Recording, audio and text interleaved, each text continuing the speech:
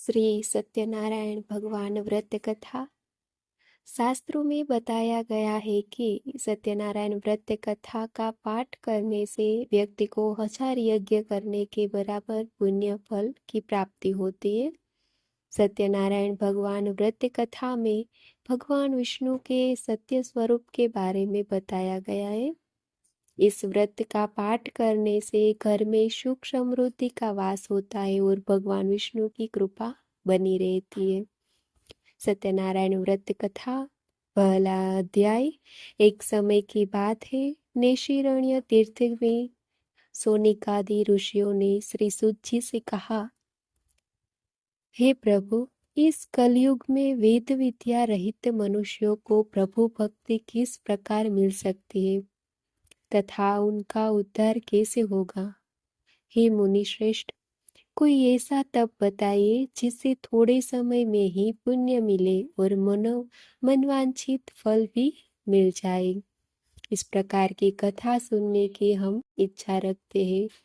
सर्वशास्त्रों के ज्ञाता सूत जी बोले, हे वैष्णव, मैं पूज्य, आप सभी ने प्राणियों के हित की बात पूछी है, इसलिए मैं एक ऐसे श्रेष्ठ व्रत को आप लोगों को बताऊंगा जिसे नारद जी ने लक्ष्मी नारायण जी से पूछा था और लक्ष्मीपति ने मुनि श्रेष्ठ नारद जी से कहा था।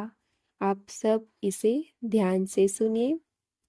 एक समय की बात है, योगीराज नारद जी दूसरों के हित की इच्छा लिए अनेकों लोकों में घूमते हुए मृत्युलोक में आ पहुंचे। यहाँ उन्होंने अनेक योनियों में जन्मे प्रायः सभी मनुष्यों को अपने कर्मों द्वारा अनेकों दुखों से पीड़ित देखा। उनका दुख देख नारद जी सोचने लगे कि कैसा यत्न किया जाए जिसके करने से निश्चित रूप से मानव के दुखों का अंत हो जाए। इसी विचार पर मनन करते हुए वह विष्णु लोक में गए।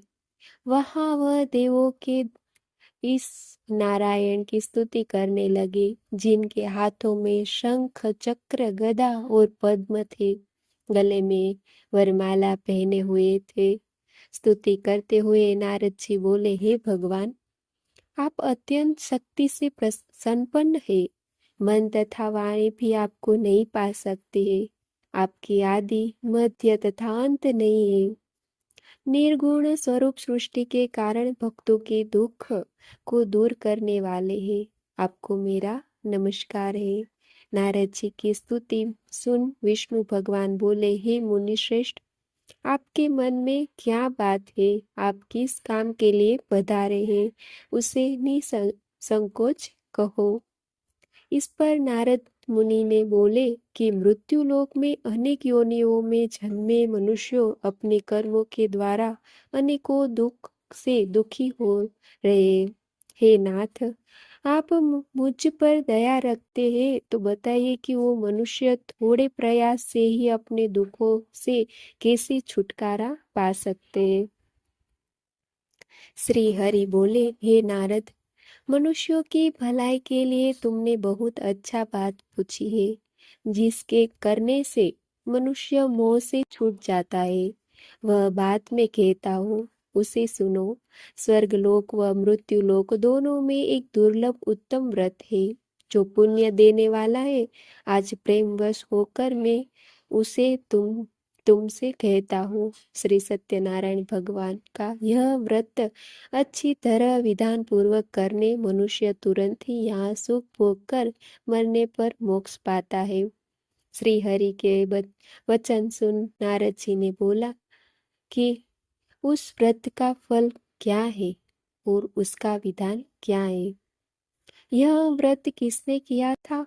इस व्रत को किस दिन करना चाहिए? सभी कुछ बताए, विस्तार से बताइए। नारद की बात सुनकर श्री हरि बोले, दुख व शोक को दूर करने वाला यह सभी स्थानों पर विजय दिलाने वाला है। मानव को भक्ति व श्रद्धा के साथ शाम को श्री सत्यनारायण की पूजा धर्म परायण होकर ब्राह्मणों व बंधुओं के साथ करनी चाहिए। भक्ति भाव से ही नैवेद्य केले का फल, घी, दूध और गेहूं का आटा सवाया ले। गेहूं के स्थान पर साठी का आटा, शक्कर तथा गुड़ लेकर वह सभी भक्षण योग्य पदार्थों को मिलाकर भगवान का भोग लगाए। ब्राह्मणों सहित बंधु बांधवों को भी भोजन कराए। उसके बाद स्वयं भोजन करे। भजन कीर्तन के साथ भगवान की भक्ति में लीन हो जाए। इस तरह से सत्यनारायण भगवान का यह व्रत करने पर मनुष्य की सारी इच्छाएं निश्चित रूप से पूरी होती है। इस कली काल अर्थात कलयुग में मृत्यु लोक में मोक्ष का यही एक सरल उपाय बताया गया है। श्री सत्यनारायण व्रत कथा का पहला अध्याय संपूर्ण। बोलिए श्री सत्यनारायण भगवान की जय। सत्यनारायण भगवान की व्रत कथा का दूसरा अध्याय। सूत जी बोले, हे ऋषियों, जिसने पहले समय में इस व्रत को किया था उसका इतिहास कहता हूँ, ध्यान से सुनो। सुंदर काशीपुर नगरी में एक अत्यंत निर्धन ब्राह्मण रहता था। भूख प्यास से परेशान वह धरती पर घूमता रहता था। ब्राह्मणों से प्रेम करने वाले भगवान ने एक दिन ब्राह्मण का वेश धारण कर उसके पास जाकर पूछा, हे विप्र, नित्य दुखी होकर तुम पृथ्वी पर क्यों घूमते हो? दीन ब्राह्मण बोला, मैं निर्धन ब्राह्मण हूँ, भिक्षा के लिए धरती पर घूमता हूँ। हे भगवान, यदि आप इसका कोई उपाय जानते हो तो बताइए। वृद्ध ब्राह्मण कहता है कि श्री सत्यनारायण भगवान मनोवांछित फल देने वाले हैं, इसलिए तुम उनका पूजन करो। इसे करने से मनुष्य सभी दुखों से मुक्त होता है। वृद्ध ब्राह्मण बनकर आए सत्यनारायण भगवान उस निर्धन ब्राह्मण को व्रत का सारा विधान बताकर अंतर्ध्यान हो गए। ब्राह्मण मन ही मन सोचने लगा कि जिस व्रत को वृद्ध ब्राह्मण करने को कहा गया है, मैं उसे जरूर करूँगा। यह निश्चय करने के बाद उसे रात में नींद नहीं आई। वह सवेरे उठकर सत्यनारायण भगवान के व्रत का निश्चय कर भिक्षा के लिए चला गया। उस दिन निर्धन ब्राह्मण को भिक्षा में बहुत धन मिला, जिससे उसने बंधु बांधवों के साथ मिलकर श्री सत्यनारायण भगवान का व्रत संपन्न किया। भगवान सत्यनारायण का व्रत प्रसन्न करने के बाद वह निर्धन ब्राह्मण सभी दुखों से छूट गया और उनके प्रकार की संपत्ति से युक्त हो गया। उसी समय से यह ब्राह्मण हर माह इस व्रत को करने लगा। इस तरह से सत्यनारायण भगवान के व्रत को जो मनुष्य करेगा वह सभी प्रकार के पापों से छूटकर मोक्ष को प्राप्त होगा। जो मनुष्य इस व्रत को करेगा वह सभी दुखों से मुक्त हो जाएगा। सूत जी बोले कि इस तरह से नारद जी ने नारायण जी का कहा हुआ से सत्यनारायण व्रत को मैंने तुमसे कहा। हे विप्रो, मैं अब और क्या कहूँ? ऋषि बोले, हे मुनिवर, संसार में उस विप्र से सुनकर और किस किस ने इस व्रत को किया, हम सब इस बात को सुनना चाहते हैं। इसके लिए हमारे मन में श्रद्धा का भाव है। सूत जी बोले, हे मुनियों, जिस जिसने इस व्रत को किया है वे सब सुनो। एक समय वही विप्र धन व ऐश्वर्य के अनुसार अपने बंधु बांधवों के साथ इस व्रत को करने को तैयार हुआ। उसी समय एक लकड़ी बेचने वाला बूढ़ा आदमी आया और लकड़ियां बाहर रखकर अंदर ब्राह्मण के घर में गया। प्यास से दुखी वह लकड़हारा उनको व्रत करते देखे विप्र को नमस्कार कर पूछने लगा कि आप यह क्या कर रहे हैं? तो उन्होंने बताया कि व्रत कर रहा हूँ तथा इसे करने से क्या फल मिलेगा, कृपया मुझे भी बताइए। ब्राह्मण ने कहा कि सब मनोकामना को पूरा करने वाला यह सत्यनारायण भगवान का व्रत है। इनकी कृपा से ही मेरे घर में धन धान्य आदि की वृद्धि हुई है। विप्र से सत्यनारायण व्रत यहाँ के बारे में जानकर लकड़हारा ने बहुत प्रसन्न हुआ। चरणामृत लेकर प्रसाद खाने के बाद वह अपने घर गया।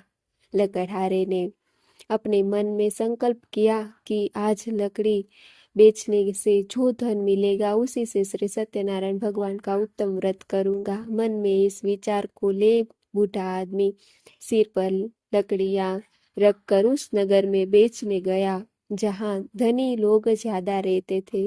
उस नगर में उसी अपनी लकड़ियाँ का दाम पहले से 4 गुना अधिक मिलता है। बूढ़ा प्रसन्नता से के साथ दाम लेकर केले, शक्कर, घी, दूध, दही और गेहूं का आटा ले और सत्यनारायण भगवान के व्रत की अन्य सामग्रियों लेकर अपने घर गया। वहां उसने अपने बंधु बांधवों को बुलाकर विधि विधान से सत्यनारायण भगवान का पूजन और व्रत किया। इससे व्रत व्रत के प्रभाव से वह बूढ़ा लकड़हारा धन, पुत्र आदि से युक्त होकर संसार के समस्त सुख भोग अंतकाल में वैकुंठ धाम चला गया। श्री सत्यनारायण व्रत कथा का दूसरा अध्याय संपूर्ण। बोलिए श्री सत्यनारायण भगवान की जय। सत्यनारायण भगवान की व्रत कथा का तीसरा अध्याय। सूत जी बोले, हे श्रेष्ठ मुनियों, अब आगे की कथा कहता हूँ। पहले समय में उल्कामुख नाम का एक बुद्धिमान राजा था। वह सत्य वक्ता और जितेंद्रिय था। प्रतिदिन देव स्थानों पर जाता और निर्धनों को धन देकर उनके कष्ट दूर करता था। उसकी पत्नी कमल के समान मुख वाली और सती साध्वी थी। भद्रशिला नदी के तट पर उन दोनों ने श्री सत्यनारायण भगवान का व्रत किया। उसी समय साधु नाम एक वैश्य आया। उसके पास व्यापार करने के लिए बहुत सा धन भी था। राजा को व्रत करते देखकर वह विनय के साथ पूछने लगा, हे राजन, भक्ति भाव से पूर्ण होकर आप यह क्या कर रहे हैं? मैं सुनने की इच्छा रखता हूँ, तो आप मुझे बताइए। राजा बोला, हे साधु, अपने बंधु बांधवों के साथ पुत्रादि की प्राप्ति के लिए एक महाशक्तिमान श्री सत्यनारायण भगवान का व्रत व पूजन कर रहा हूँ। राजा के वचन सुन साधु आदर से बोला, हे राजन, मुझे इस व्रत का सारा विधान कहिए। आपके कथनानुसार मैं भी इस व्रत को करूँगा। मेरी भी संतान नहीं है और इस व्रत को करने से निश्चित रूप से मुझे संतान की प्राप्ति होगी। राजा से व्रत का सारा विधान सुन व्यापार से निवृत्त हो वह अपने घर गया। साधु वैश्य ने अपनी पत्नी को संतान देने वाले इस व्रत का वर्णन कह सुनाया और कहा कि जब मेरी संतान होगी तब मैं इस व्रत को करूँगा। साधु ने इस तरह के वचन अपनी पत्नी लीलावती से कहे। एक दिन लीलावती पति के साथ आनंदित हो सांसारिक धर्म में प्रवृत्त होकर सत्यनारायण भगवान की कृपा से गर्भवती हो गई। 10वें महीने में उसके गर्भ में एक सुंदर कन्या ने जन्म लिया। दिनों दिन वह ऐसे बढ़ने लगी कि जैसे कि शुक्ल पक्ष का चंद्रमा बढ़ता हो। माता पिता ने अपनी कन्या का नाम कलावती रखा। एक दिन लीलावती ने मीठे शब्दों में अपने पति को याद दिलाया कि आपने सत्यनारायण भगवान के जिस व्रत को करने का संकल्प लिया था उसे करने का अब समय आ गया है। आप इस व्रत को करिए। साधु बोला कि हे प्रिय, इस व्रत को मैं उसके विवाह पर करूँगा। इस प्रकार अपनी पत्नी को आश्वासन देकर वह नगर को चला गया। कलावती पिता के घर में रह वृद्धि हो प्राप्त हो गई। साधु ने एक बार नगर में अपनी कन्या को सखियों के साथ देखा तो तुरंत ही दूत को बुलाकर कहा कि मेरी कन्या ने योग्य वर देखकर आओ। साधु की बात सुनकर दूत कंचन नगर में पहुंचा और वहां देखभाल कर लड़की के सुयोग्य वाणिक पुत्र को ले आया। सुयोग्य लड़के को देख साधु ने बंधु बांधवों को बुलाकर अपनी पुत्री का विवाह कर दिया। लेकिन दुर्भाग्य की बात ये कि साधु ने अभी भी श्री सत्यनारायण भगवान का व्रत नहीं किया। इस पर श्री भगवान क्रोधित हो गए और श्राप दिया कि साधु को अत्यधिक दुख मिले। अपने कार्य में कुशल साधु बनिया जमाई को लेकर समुद्र के पास स्थित होकर रत्नाशारपुर नगर में गया। वहां जाकर दामाद ससुर दोनों मिलकर चंद्रकेतु राजा के नगर में व्यापार करने लगे। एक दिन भगवान सत्यनारायण की माया से एक चोर राजा का धन चुरा कर भाग रहा था। उसने राजा के सिपाहियों को अपना पीछा करते हुए देख चुराया हुआ धन वहां रख दिया जहां साधु अपने जमाई के साथ ठहरा हुआ था। राजा के सिपाहियों ने साधु वेश्य के पास राजा का धन पड़ा देखा तो वह ससुर जमाई दोनों को बांधकर प्रसन्नता से राजा के पास ले गए। कहा कि उन दोनों चोरों को हम पकड़ लाए हैं, आप आगे की कार्यवाही की आज्ञा दे। राजा की आज्ञा से उन दोनों को कठिन कारावास में डाल दिया गया और उनका सारा धन भी उनसे छीन लिया गया। श्री सत्यनारायण भगवान श्री श्राप से साधु की पत्नी भी बहुत दुखी हुई। घर में जो धन रखा था उसे चोर चुरा ले गए। शारीरिक तथा मानसिक पीड़ा व भूख प्यास से अति दुखी होकर अन्न की चिंता में कलावती के ब्राह्मण के घर गई।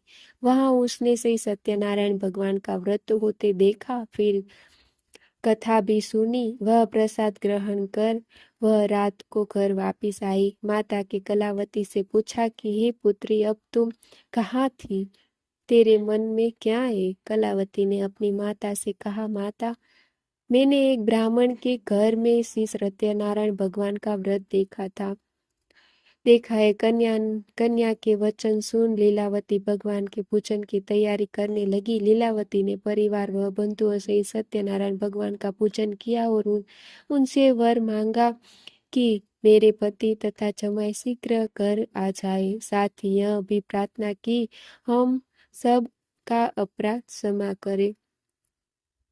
श्री सत्यनारायण भगवान इस व्रत से संतुष्ट हो गए और राजा चंद्रकेतु को सपने में दर्शन दे कहा कि हे राजन, तुम उन दोनों वेश्यों को छोड़ दो और तुमने उनका जो धन लिया है उसे वापस कर दो। अगर ऐसा नहीं किया तो तुम्हारा धन, राज्य व संतान सभी को नष्ट कर दूंगा। राजा को यह सब कहकर वह अंतर ध्यान हो गए। प्रातःकाल सभा में राजा ने अपना सपना सुनाया, फिर बोले कि वणिक पुत्रों को कैद से मुक्त कर सभा में लाओ। दोनों ने आते ही राजा को प्रणाम किया। राजा मीठी वाणी में बोला, हे महानुभाव, भाग्यवश ऐसा कठिन दुख तुम्हें प्राप्त हुआ है, लेकिन अब तुम्हें कोई भय नहीं है। ऐसा कह राजा ने उन दोनों को नए वस्त्राभूषण भी पहनाए और जितना धन उनका लिया था उनसे दुगना धन वापिस कर दिया। दोनों वेश्य अपने घर को चल दिए। श्री सत्यनारायण व्रत कथा का तीसरा अध्याय संपूर्ण। बोलिए श्री सत्यनारायण भगवान की जय। सत्यनारायण भगवान की व्रत कथा का चौथा अध्याय। सूत जी बोले, वेश्य ने मंगलाचार कर अपनी यात्रा आरंभ की और अपने नगर की ओर चल दिए। उनके थोड़ी दूर जाने पर एक दंडी वेशधारी श्री सत्यनारायण ने उनसे पूछा, हे साधु, तेरी नाव में क्या है? अभिवाणी वणिक हंसता हुआ बोला, हे दंडी, आप क्यों पूछते हो? क्या धन लेने की इच्छा है? मेरी नाव में तो बेल व पत्ते भरे हुए हैं। वेश्य के कठोर वचन सुन भगवान बोले, तुम्हारा वचन सत्य हो। दंडी ऐसे वचन कहकर वहां से दूर चले गए। कुछ दूर जाकर समुद्र के किनारे बैठ गए। दंडी के जाने के बाद साधु वेश्य ने नित्य क्रिया के पश्चात नाव को ऊंची उठते देखकर अचंभा माना और नाव में बेल पत्ते आदि देख वह मूर्छित हो जमीन पर गिर पड़ा। मूर्छा खुलने पर वह अत्यंत शोक में डूब गया। तब उसका दामाद बोला कि आप शोक ना मनाइए, यह दंडी का श्राप है, इसलिए हमें उनकी शरण में जाना चाहिए, तभी हमारी मनोकामना पूरी होगी। दामाद की बात सुनकर वह दंडी के पास पहुंचा और अत्यंत भक्तिभाव नमस्कार करके बोला, मैंने आपसे जो असत्य वचन कहे उनके लिए मैं क्षमा दे। ऐसा कहकर महान शोकातुर हो रोने लगा। तब दंडी भगवान ने बोला, हे वणिक पुत्र, मेरी आज्ञा से बार बार तुम्हें दुख प्राप्त हुआ है, तू मेरी पूजा से विमुख हुआ। साधु बोला, हे भगवान, आपकी माया से ब्रह्मा आदि देवता भी आपके रूप को नहीं जानते, तब मैं अज्ञानी कैसे जान सकता हूँ? आप प्रसन्न होइए। अब मैं सामर्थ्य के अनुसार आपकी पूजा करूंगा। मेरी रक्षा करो और पहले के समान नौका में धन भर दो। साधु वेश्य के भक्ति पूर्वक वचन सुनकर भगवान प्रसन्न हो गए और इच्छा अनुसार वरदान देकर अंतर ध्यान हो गए। ससुर जमाई जब नाव पर आए तो नाव धन से भरी हुई थी। फिर वही अपने अन्य साथियों के साथ सत्यनारायण भगवान का पूजन कर अपने नगर को चल दिए। जब नगर के नजदीक पहुंचे तो दूत को घर पर खबर करने के लिए भेज दिया। दूत साधु की पत्नी को प्रणाम कर कहते हैं कि मालिक अपने दामाद सहित नगर के निकट आ गए। दूत की बात सुन साधु की पत्नी लीलावती ने बड़े हर्ष के साथ सत्यनारायण भगवान का पूजन कर अपनी पुत्री कलावती से कहा कि अपने पति के दर्शन को चाहती हूँ तो कार्य पूर्ण कर शीघ्र आ जा। माता के ऐसे वचन सुनकर कलावती जल्दी से प्रसाद छोड़ अपने पति से पास चली गई। प्रसाद की अवहेलना के कारण से सत्यनारायण भगवान रुष्ट हो गए और नाव सहित उसके पति को पानी में डुबा दिया। कलावती अपने पति को वहां ना पाकर रोती हुई जमीन पर गिर गई। नौका को डूबा हुआ देख वह कन्या को रोता देख साधु दुखी होकर बोला कि हे प्रभु, मुझसे तथा मेरे परिवार से जो भूल हुई है उसे क्षमा करे। साधु के दीन वचन सुनकर श्री सत्यनारायण भगवान प्रसन्न हो गए और आकाशवाणी हुई कि हे साधु, तेरी कन्या मेरे प्रसाद को छोड़कर आई है, इसलिए उसका पति अदृश्य हो गया है। यदि वह घर जाकर प्रसाद खाकर लौटती है तो इसे इसका पति अवश्य मिलेगा। ऐसी आकाशवाणी सुन कलावती घर पहुंचकर प्रसाद खाती है और फिर आकर अपने पति के दर्शन करती है। उसके बाद साधु अपने बंधु बांधवों सहित श्री सत्यनारायण भगवान का विधि विधान से पूजन करता है। इस लोक का सुख भोग वह अंत में स्वर्ग चाहता है। श्री सत्यनारायण व्रत कथा का चौथा अध्याय संपूर्ण। बोलिए श्री सत्यनारायण भगवान की जय। सत्यनारायण भगवान की व्रत कथा का 5वां अध्याय। सूत जी बोले, हे ऋषियों, मैं और भी एक कथा सुनाता हूँ, उसे भी ध्यान पूर्वक सुनो। प्रजापालन में लीन तुंगध्वज नाम का एक राजा था। उसने भी भगवान का प्रसाद त्याग कर बहुत ही दुख शान किया। एक बार वन में जाकर वन्य पशुओं को मारकर वह बड़ के पेड़ के नीचे आया। वहां उसने ग्वालों को भक्ति भाव से अपने बंधुओं सहित सत्यनारायण भगवान का पूजन करते देखा। अभिमानवश राजा ने उन्हें देखकर भी पूछा स्थान में नहीं गया और ना ही उसने भगवान को नमस्कार किया। ग्वालों ने राजा को प्रसाद दिया, लेकिन उसने वह प्रसाद नहीं खाया और प्रसाद को वही छोड़ वह अपने नगर को चला गया। जब वह नगर में पहुंचा तो वहां सब कुछ तहस नहस हुआ पाया तो वह शीघ्र ही समझ गया कि यह सब भगवान ने ही किया है। वह दोबारा ग्वालों के पास पहुंचा और विधि पूर्वक पूजा करके प्रसाद खाया तो श्री सत्यनारायण भगवान की कृपा से सब कुछ पहले जैसा हो गया। दीर्घ काल तक सुख भोगने के बाद मरणोपरांत उसे स्वर्गलोक की प्राप्ति हुई। जो मनुष्य परम दुर्लभ इस व्रत को करेगा तो भगवान सत्यनारायण की अनुकंपा से उसे धन धान्य की प्राप्ति होगी। निर्धन धनी हो जाता है और भय मुक्त हो जीवन जीता है। संतान हीन मनुष्यों को संतान सुख मिलता है और सारे मनोरथ पूर्ण होने पर मानव अंत काल में वैकुंठ धाम को जाता है।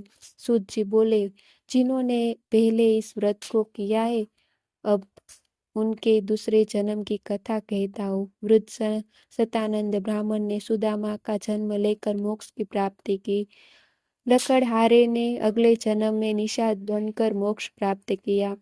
उल्का मुख नामक राजा दशरथ होकर वैकुंठ हो गए। साधु नाम के वेश्य ने मोर ध्वज बनकर अपने पुत्र को आरे से चीरकर मोक्ष पाया। महाराज तुंगध्वज से स्वयंभू होकर भगवान में भक्ति युक्त होकर कर्म कर मोक्ष पाया। श्री सत्यनारायण कथा का 5वां अध्याय संपूर्ण। बोलिए श्री सत्यनारायण भगवान की जय।